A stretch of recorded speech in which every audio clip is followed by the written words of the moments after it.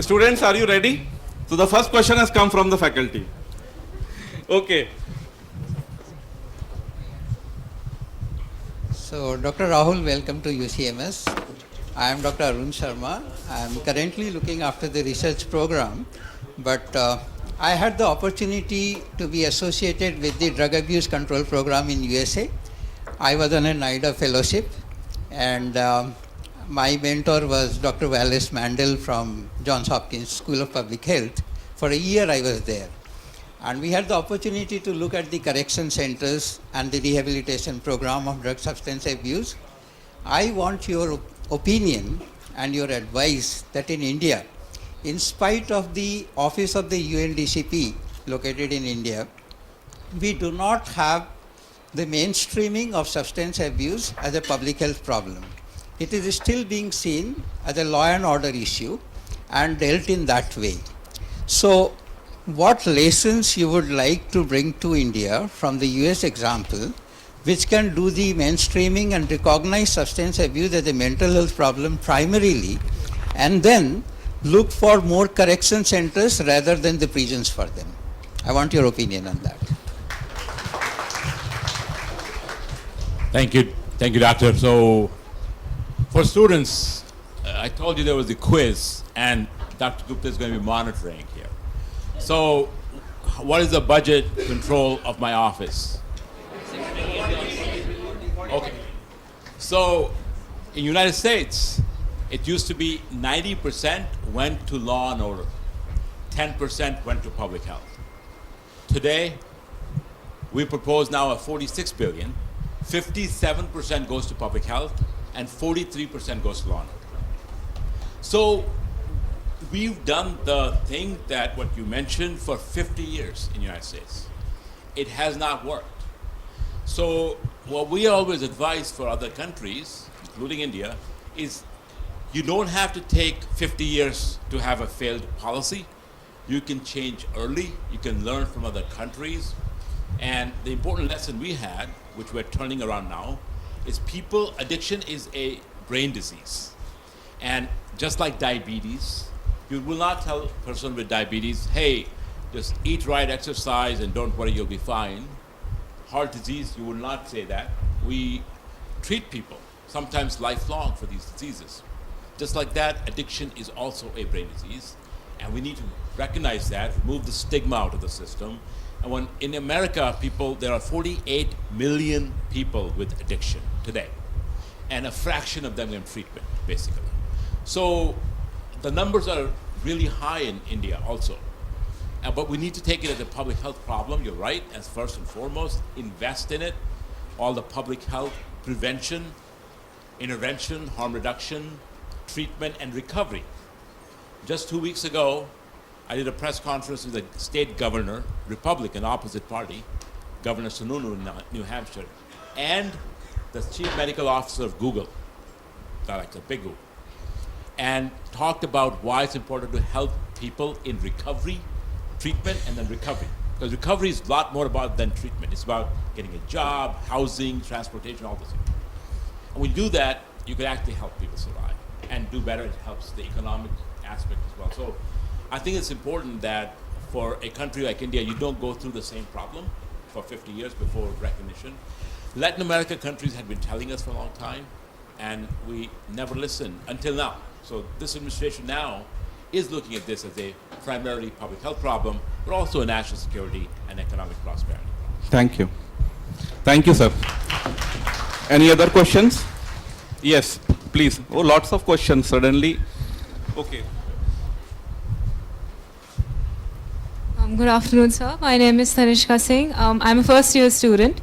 My question is that there is a major part of the Indian population in the depths which consume low-grade cheap medicines only because of the drugs which are contained in them. This is also a form of drug abuse, and there are laws made by the Indian government to keep a check on this, but they still don't seem to be working because it still exists. So how can we revive this part? How can we revive this part of the population? How can we relieve them from drug abuse? What type of medication are you talking about? the local medicines made by the local people which contain drugs like, for example, methanol, which is consumed by people. Methanol is poisonous, so like the local alcohols made by people, or the medicines which are made by the local chemists. Yeah, so I think having a strong regulatory system in the country that prevents that regulates medications as drugs that can save your life, but can also kill you. So methanol is a very great example of how many people die each year because of methanol poisoning. And we have the same problem in the United States, which is, but it's a different type of problem, which is people are ordering drugs online. They think it's oxycodone, or they think it's diazepam, but it ends up being fentanyl, and people die from it. So it's a similar kind of problem. Problems used to be very widely different across the world. They're coming together to be very similar. And what's going to have to happen is we have to have strong and good regulations so that people aren't playing with others, especially weak people's lives who are not like educated or don't know any better, or maybe more lower socioeconomic status people. So thank you for that question. And you being a first-year student, I think, so the questions are coming from you for you as a policymaker. Yeah. I think, okay, not as a senior. Okay, more questions, please. You had raised the hand after that. And then Good afternoon, sir. Sir, recently there have been many articles that a new unknown disease X can spread, which can be a pandemic now. Sir, the UK vaccine task force has claimed that it would be as lethal as the Ebola virus and as infectious as the measles virus. So we need to make the vaccine prototypes to prevent it from happening, another global pandemic. So what are your views on that? Should we invest in the research, or first we should see treating the population, the existing diseases? So I'll put my physician hat on now. So it's really always important to monitor for emerging threats, emerging diseases. Now, a lot of times diseases do not fully emerge. What that means is that you may have a cluster of cases and it dies off. You can also have diseases that emerge but are endemic. For example, there's an area called Four Corners in the United States. And they have typically a number of cases of, let's just say, certain disease. But it doesn't go beyond that. So I think what is critically is to monitor disease, those are emerging, keep an eye on them, and have a trigger available at what point you start to take the next phase, which is to develop countermeasures. And then obviously inform the population, and then take public health. So if you look at the WHO criteria, that's what it does. There's a criteria of surveillance, there's a criteria of emerging threat of less importance, emerging threat of higher importance. So there's a criteria for that. We do the same thing with drugs also, by the way. It's not, infectious disease and drugs are not that different. So I declared this drug called xylazine, which is an animal tranquilizers, for the first time in the history of the United States as an emerging threat back in April in the United States.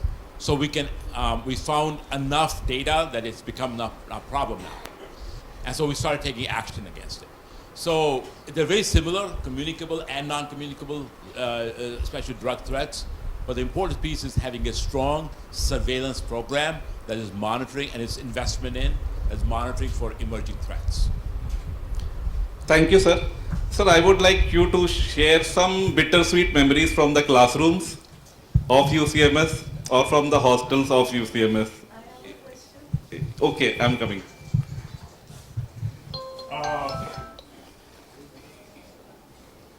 Well, I mean, look, I was right here, and same,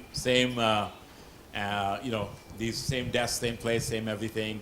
So was my colleague here, Dr. Nilma Gupta, and Seema, and Dr. Navani as well. So I think what I can share is that, you have hard times, you have tough times, you also have fun times. Some of us get in trouble more than others. Today, when I came over, we went to the principal's office, if you think about it, right? And while Dr. Gupta was so kind to have us there, I really had PTSD. Because the last time I went in there, I was in trouble. Can you elaborate, please?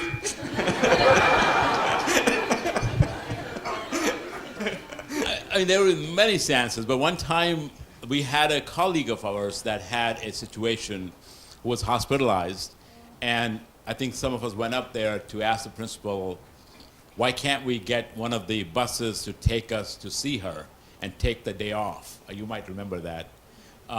And the principal, whom I will not name, said, what difference are you going to make by going? Go back to class.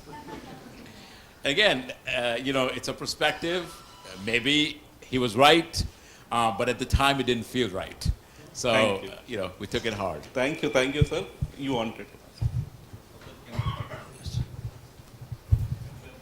Good afternoon, sir, and thank you for that insightful talk. I would like to ask you, why do you look towards the USA as a future rather than India for your future career aspirations?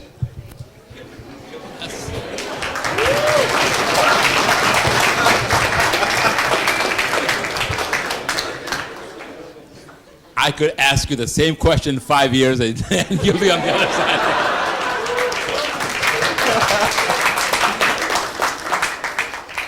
Look, what I will tell you is this. Don't be a part of the bhel. Okay? You should make your own decisions for the right reasons. One of the things that I was always afraid of is that I didn't want my children to grow up and say, you made a mistake. And that's why I work so hard every day. So they don't say that, because this country has a lot of potential. It has a lot of potential both to grow, to develop, to innovate, and we're seeing that. But at the same time, I think it's an individual decision you have to think through. And once I will use this very simple principle. It's the same reason that I've changed my career from predominantly seeing patients to predominantly being policy. The ability to have greater impact. That's the ultimate way. So you should think about how can you maximize your training, your skill set, your thinking, your unique perspective, however you think, to be the best you can be for the people, whether it's this country or another country. How can you have the most impact? If you use that as your measuring stick, I think you'll make the right decision. Thank you. Good evening, sir. I think my question builds on something that Dr. Anand Sharma had addressed. So the US has sanctioned studies, especially in New York at 2 sites, for supervised injection sites as a method to not only destigmatize drug use, but also to reduce rates of infections caused by such programs. And it moves beyond something that occurred in syringe exchange program, something that you've also endorsed in your career in West Virginia. So I just wanted to know, what is your opinion on such sites, and is the administration considering pushing more such sites? That's a really good question. So for everybody's understanding, when you have a certain population that has suffering from addiction, just like smoking or drinking, same thing. You just can't ask people to stop. You have to figure out how to help people. That's the concept of meeting people where they are and helping them move forward. It's also called harm reduction. So somebody that smokes, you could say, well, nicotine inhaler may be a good way to replace the toxic chemical carcinogens in tobacco smokes with pure nicotine, because they still get the high of nicotine, but they're not getting higher risk for cancer, more or less. That's harm reduction. Same way it's for drugs. But what you have to have is you have to have good, sound evidence, and you can be either evidence-based and data-driven or not. It's a choice. So we, in this administration, are the first administration in the history of the United States to put harm reduction in the policy of the US government. So we've gone from funding $0 to $500 million, $500 million, that is, in harm reduction. Now, what do we fund?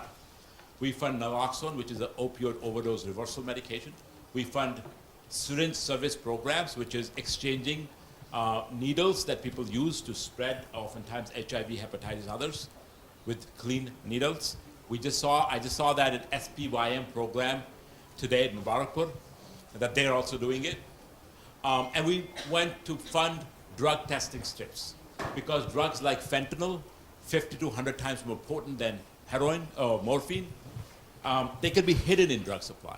So you could test the strip. If it's positive fentanyl, you will at least know that you could die. Those things have great, great, great evidence behind them. There are emerging programs, emerging science, but they have to be rigorously tested in a context that they can move forward. And then they have to be regulated. So we're always monitoring what's coming up, but then not waiting for it before when people are dying. An American dies every 5 minutes around the clock, from drug overdose in America. So we have to do some things we can do right now. So what we have done now is we have naloxone, the drug, available over the counter. So 2 products. People can just walk into any pharmacy, pick it up, pay for it, and go. They don't have to have a prescription anymore. So we've done that type of thing. We've distributed 9 million doses last year, saved 500,000 lives out of that. That's the important piece.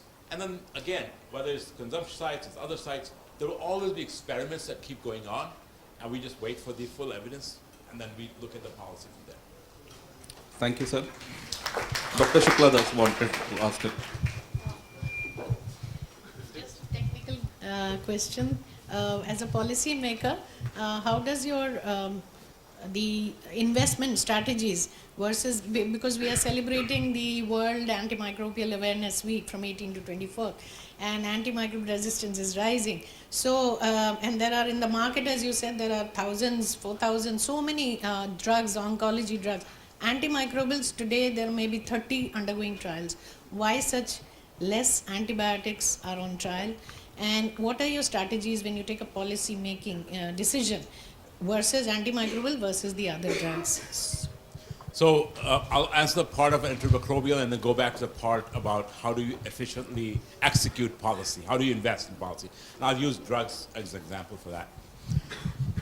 The antimicrobial, and I've been a PI for a lot of antimicrobials, principal investigator for clinical trials in the past, is you have to compare them to the gold standard. You can't compare them against placebo. You can't compare them anything less than gold standard. So for instance, if there's a gold standard available for antimicrobial, whatever your product is has to compare with that, nothing less, because that wouldn't be fair. So that's one of the things. The other is the emergence of resistance, and the third one is innovation into new ways, new technologies, and new drugs. That is part of the thing. But at the end of the day, I think what's also important is to know that when it comes to antimicrobial, there's a lot of things that can be done that is a low-hanging fruit that could help us help address the resistance piece that we're not doing oftentimes. Now, in speaking in terms of how do you impact policy, you need good data to impact good policy and to invest. I'll give you an example. When I showed you, we have 110,000 Americans that die every year from drug overdose. 110,000. So that is only the tip of the iceberg. Beneath these, the tip of the iceberg, is the number of people who have non-fatal overdoses. That's several million people that have overdosed, but they get saved. Beneath these is 48 million Americans that are suffering from addiction. So it's like triage. First, you have to triage to see how many people can you save from dying. But there's no data. So we now have a publication, under publication manuscript. We looked at incarceration data. So in the United States, anybody can guess how many people are incarcerated every day? Okay, 2 million. 2 million Americans incarcerated every single day, like they're in prisons every day. Now, how many of them do you think is related to drugs? Anybody? 75%? That's about right. Think about this. 75, 80% of people that are in United States prison are because of something about drugs. And total 2/3 of those people, of 2 million, have substance use disorder, have addiction. So what do? We don't treat them when they're incarcerated. So what happens? What happens is when they're released, two things can happen. Either they will have a 129-fold increased likelihood of dying after release because their tolerance goes down and they die, overdose, or their mental health and other things aren't treated, so they go back and reincarceration. Anyway, we are all paying for it. So how many people of the 110,000 do you think is that? 27,000. So we calculated in our paper that up to 27,000 people that die is because of that. So now we're changing policy to require prisons and jails to treat people. And we think we can save 17,000 lives a year if we did that. So this is, again, you look at where you get the most juice for your squeeze, and you go after and put money behind that. That's evidence-based. Now, people do it out of politics-based, they'll do a feeling-based, they'll do spiritual-based, they'll do, I want to do this based, but this is evidence-based. Thank you, sir. So one thing is clear that a policymaker must know about a lot of data and statistics. Okay, yes, Sudharman. Thank you, sir, for the talk. And I'm Sudharman. I'm a third-year student here. So I was looking at the fentanyl crisis, and we are a major exporter of at least some of the raw materials that then go to Mexico and then get smuggled into the United States. So I was wondering if, from your conversations with your counterparts over here, if this is a crisis waiting to happen in India as well. You can't really, I mean, it's a crisis waiting to happen, and if it is, then why hasn't it happened already? Could you delve into some factors there? You guys have really good policy questions. थोड़ा viva जैसा लग रहा है. Yeah. So you may know that just last week, President Biden and President Xi of China met, and there's a big meeting, several hours, and two decisions came out primarily. There's a lot of things. One was to have military-to-military contact. The other was to resume counter-narcotics cooperation. And I can go detailed, but the thing is, I landed at 2 a.m. on Sunday morning here, and from 6 p.m. to 12 midnight on Sunday, I did more than 20 media interviews in like 350 markets in the United States about this. Because that's the role, one of the roles I have is to be the spokesperson on these things. So the question is, if we are successful with China in reducing the shipment of chemicals and other things to Mexico, who's next? And we believe that there's a high likelihood it could be India. So this is exactly when we're talking to the ministries and Narcotics Control Bureau, DRI, and others, that's what the message we're telling them. We have a great working relationships with the Indian counterparts for the last 3 years. We've been doing a lot of progressive things. In fact, the bilateral agreement that came out from the Prime Minister's visit to White House has some of these policy umbrellas. And the goal now is to make sure that we have solid diversion prevention in India, so India doesn't become the next China. Thank you. Hara. Hi, sir. Dr. Hara this side, resident in Department of Pharmacology. Just wanted to understand, like you mentioned a couple of things regarding entrepreneurship, talking about tech and AI.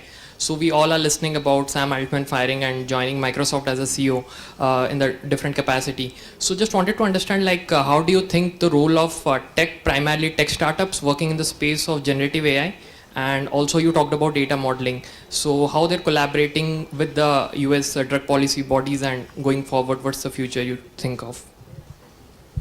Thank you. So there's a lot of work happening in collaboration between United States, India on tech, on all of these sectors, research included, and it's just the beginning of a lot of the work that's ongoing. Science and technology is so important between two countries that leading that is going to be really, really, really important. So some of the technology that exists and can be dual use with India as well is very important. I will also say at the same time that people-to-people contact is also important. For example, I have a colleague in the United States who works with his company here who look at misinformation. He's in media. So he uses AI to diagnose misinformation in the news, and that's what his job is. We also have a lot of startup entrepreneurs in the United States. Some of them are of Indian American origin that are having it. So I think it's a great opportunity for the relationship of people to people from there. I tell you, without putting him on the stand, my son is one of those. And this is the thing, when you develop these artificial intelligence models, it's really important to collaborate between the two countries, but not just governments, but people to people. And that is already happening in many levels, but it can definitely happen more.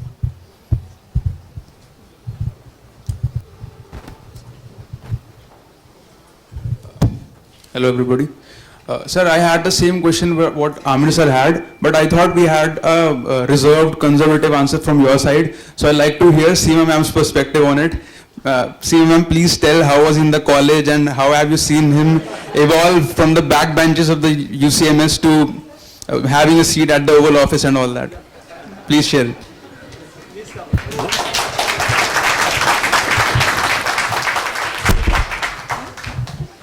मेरे बारे में सारी So this is a joint question, I think. Well, can you repeat the question again?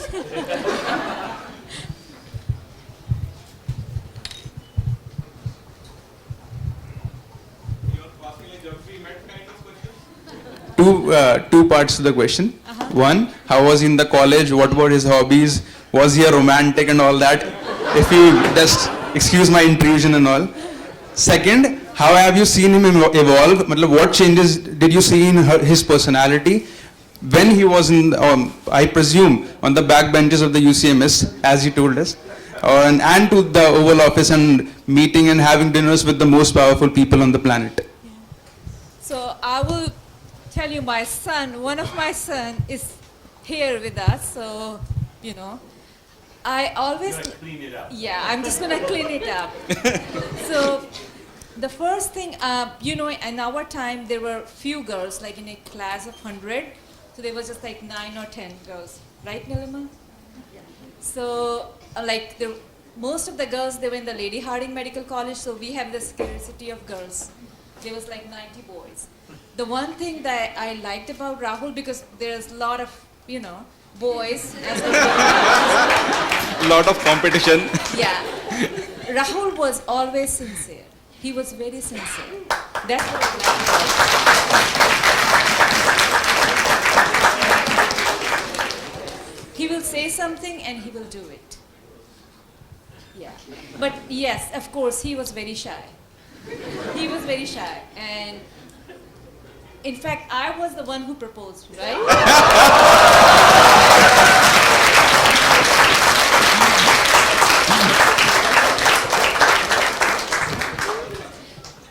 I think that sums up my answer. Thank you. I must appreciate Rahul and Seema that they are so loyal to UCMS. In those days, the boys were always looking to Lady Harding. One of our alumni, we recently met, and the students also clapped that he had a wife who was a Hardonian.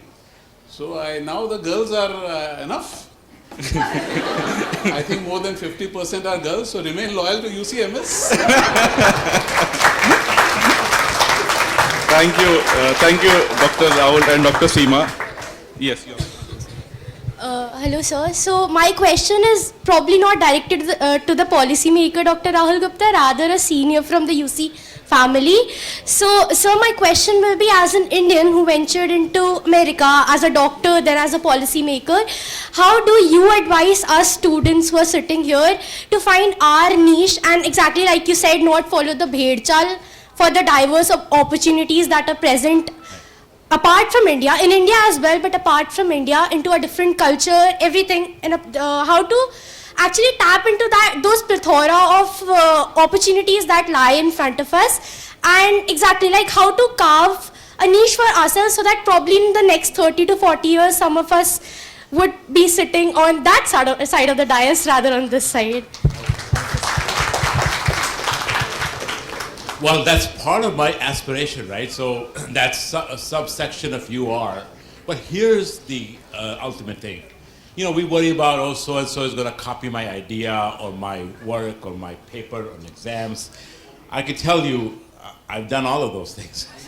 Sitting right here on exams, and my friends have been gracious to let me. You know, when I did my first year, when I finished my exams in first year, I went home, anatomy, I was guaranteed I wasn't going to pass. I don't know how it happened. So, but one thing is clear. You have to do your own homework. What people can't copy is your innovation, your ideas, your thought process. So when I became the health officer and the commissioner in West Virginia, my children were in high school, and I can tell you how many kids in high school then wanted to do public health. And they wanted to go to public health. They did all their projects on public health in school, and they would tell me excited. Same thing, but there hadn't been a person that looks like me ever in the 150-year history of the state to be the commissioner. Same thing when this job right now, this gig, you know, this hasn't happened before. I'm sure there were a ton of smarter than me physicians that came through, but that wasn't something that happened. So I think there's enough uniqueness for all of you to think about, but you have to be innovative and creative. How do you create your own space? Now, if you look at Steve Jobs, if you look at Bill Gates, if you look at people that are successful, one of the features is they create the niche and they figure things out before others do on what people want or what they want out of the system. And that's important. That's something that you have to do for yourself. It requires a lot of hard work. But what doesn't happen is the copying somebody else's idea. That's what the Birchow point was. Yeah. Because, well, I'll tell you one more thing. If you do that, there will become a time, you know, especially when you're in your 50s, you will be frustrated. Other people call it midlife crisis, but you will be. So you got to be doing what your passion is. You got to pursue your passion. Yeah. Thank you. Just two more questions. Dr. Manish, I said you wanted a question. If I've seen you once, I will bring the mic to you. Yeah, Dr. Rahul, how do you see the link between this drug money and terror funding? So in some countries, there clearly can and would be a link. India is one of those. We know that, for example, there are other countries where, for example, drugs like Captagon, which are also synthetic, potentially fund Hamas. We know that that relationship occurs. We know about Afghanistan for a long time. Everybody knows that. We know the shipments in transit that happens in the Golden Triangle, Pakistan, all of that. So I think there clearly is. You know, I'll give you an example. We've been chasing this for a long time. One of the other new things we have done in this administration that maybe it's because I'm a Bania, we develop a plan to go after their money. We call that commercial disruption. So what we are now doing in federal government is to not only, so what happens is you go after the head of a cartel, you chop the head off, another one pops up. Chop it off, another one pops up. So what you have to do is you have to suck the money line out of it, the blood that flows through the veins. And that's not only the cartels or bad actors, but it's their brokers, it's their accountants, it's their wealth managers, it's those legitimate people that deal with a lot of other people. You stop that and the whole system goes into array. You cause chaos. So some of the work we're doing right now is exactly that. We're denying the money, denying the profits, so that these things, we did the same thing with terror. If you think about Al-Qaeda and others, that was a strategy, went after the money, the funding mechanisms. We're doing the same thing now with drugs as well. Thank you. And one question from, and then I have one question. Yeah. Hi. I'm Joint Registrar in the college, Rangabhashyam. For the last almost 1 hour, we have been talking about drug control, addiction, substance abuse and all that. You are at the helm of affairs at the Drug Control Office. Tell us how intoxicated are you with this position? It's a great question. So, every day as I walk in the White House and on the lawns, you can't feel the amazement of going to work to the most powerful place on the planet. But at the same time, recognize that you're going to also have to move on as well. So it's so you end up, okay, what can I do as a legacy while I'm here? Because you have to understand that this is not timeless. So the way I work with my team, so I've given my team enough work. This is a Thanksgiving week, and I've given them all tasks by the time I get back. Because I said we have 4 quarters, just like a business CEO. 1 year left in this administration. May get reelected, may all of that, that doesn't matter. And we have to double down and accelerate and put everything on steroids. Because what drives me every day, I wake up and I say, we lost 300 people yesterday. And I'm going to do everything I can to stop even one person today, make it 299 today. And that's the point that drives you every day. But yeah, I mean, look, we were just at the Vice President's Diwali celebration last week and a half ago. I moderated a panel with the Vice President and 8 state attorneys general recently. So doing prep with her. So there's a lot of things that happen that get you excited. We had, Elton John, Simo's there. We had a lot of we get regular fun stuff too. The state dinner was really impressive. We had all the CEOs you can name and everybody who's who, from Ralph Lauren to whoever. But you have to understand that this is just Maya in some way. It's out there, and you have to look at what's important and what's your mission. At the end of the day, it's about saving lives and having an impact for United States and for the world, because this is a global threat. And that's, if you're true to it, you follow that mission. Otherwise, you do whatever you want. Thank you. Thank you. Now I would like to invite Dhruv. Dhruv, please. So we have asked a lot of questions to Dr. Rahul Gupta. Now Dr. Dhruv will ask questions. Dr. Dhruv, Dhruv, do you have some questions for us also? It should not be one way only, okay? So the students from here are asking questions, the students from Harvard can also ask questions. So, to all the students out there, how's medical school so far? No. Yeah, it is a challenge. Yeah, I hear that. Yeah, I'm a 4th year right now at Harvard Medical School, and yeah, my first year was pretty tough, but I don't know if there's any worth of advice, but it gets better. So have faith. Acha, Dhruv, when Harvard Medical School, did it ever occur to you that you will be visiting one of the best colleges in the world, UCMS?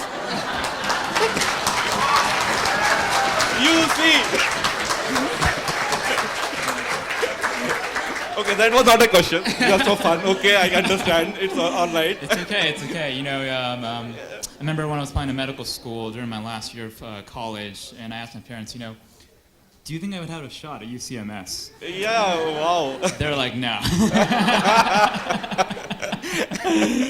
So I had to go to Harvard instead. Okay. Yeah. But I will say, from my parents and their colleagues, I've heard the stories about the hard work and the commitment it takes to go to medical school in India, particularly at a place like UCMS. So to all the students, congratulations on where you are right now, and hope that we become colleagues in the future. Thank you. Thank you for being such a sport. Thank you. Thanks a lot. So that we are winding up the question and answer session. And I would like to invite Professor Satyendra for the vote of thanks. Thank you, Dr. Rahul Gupta. Thank you so much.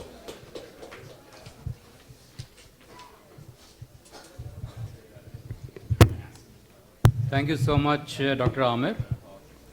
So after the brilliant talk by Dr. Rahul, I'm not a poet, but I have penned few lines after hearing his inspiring talk. In the halls where knowledge blooms, a tale unfolds dispelling gloom. An alumnus returns with pride. Dr. Gupta's journey, a profound guide. In the second year, roll number 95. In the second year, when books were thumped, the ONDCP seed in his heart was plumped. The ONDCP began operations in year 89. A promise to heal, a mission to pursue. Little did we know the heights he would view. To the White House, he did ascend. An immigrant doctor, a crisis to mend. A poet's grip, he sought to release. A healer's touch, a quest for peace. Advancing medicine, a noble cause. Amid challenges that life would pause. Securing borders, a duty profound. Indo-US relations, a partnership found. As alumni return, a beacon bright, guiding features with wisdom's light. Dr. Gupta, a tale untold, in the chapters of success, courage unfolds.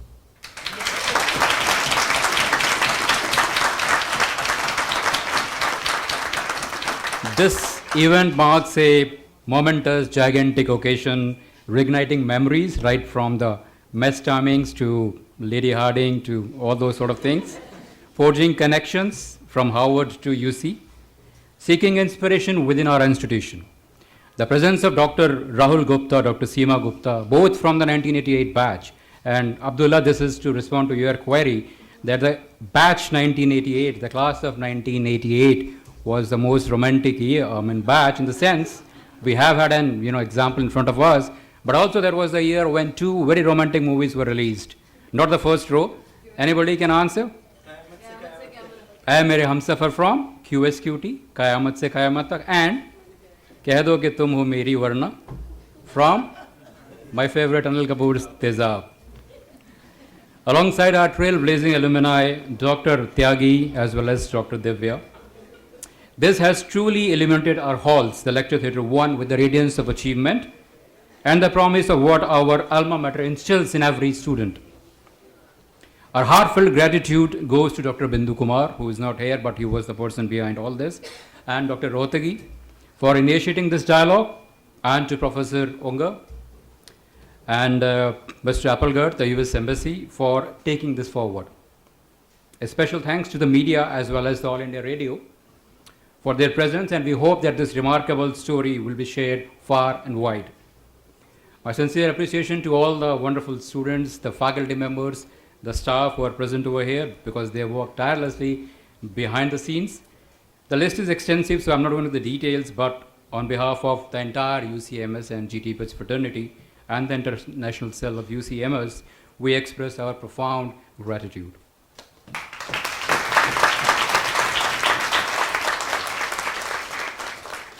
Thank you once again, and please feel free to take your refreshments when you go outside. But before that, I think we can have one photograph of the entire lecture theatre with all the dignitaries and the coordinators of all the student societies. Sir, we have 16 wonderful student societies, and their coordinators are here with us, and we would like to have their photograph with you when you are going back downstairs in the foyer, so you all can assemble over there. And with that, thank you so much once again for inspiring us.